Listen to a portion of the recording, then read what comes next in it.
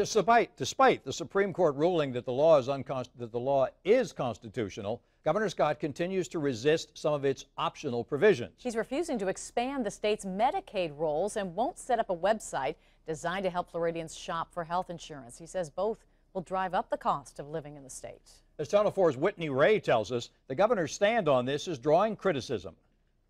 Governor Rick Scott continued his fight against the new health care law Monday, taking the battle to national news shows. On top of that, it's not free. I mean, it's $1.9 billion a year. Right. You're still paying it. I mean, the Florida taxpayers are paying federal taxes. One day after the U.S. Supreme Court upheld most of the Affordable Care Act, Scott declared Florida won't go along without a fight. States don't have to do anything till November, and the full law doesn't go into effect till 2014, signaling a long battle for Scott, who says he won't implement two of the main components. Those provisions include expanding the state's Medicaid rolls and setting up a website to help consumers find the lowest insurance rates and government subsidies. We're already paying for Medicaid. Karen Woodall, the director of the Florida Center for Fiscal and Economic Policy, says the holdout means people who now qualify may never be covered. 1 million people won't have coverage. They'll continue to get their care in hospital emergency rooms, which is 3 and 4 times as much money. Healthcare advocate Brad Ashwell says the federal government will trump Scott and set up the exchange anyway,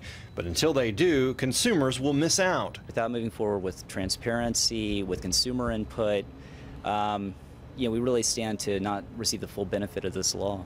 Healthcare advocates in Florida are now calling on state lawmakers to force Scott to go along with the changes.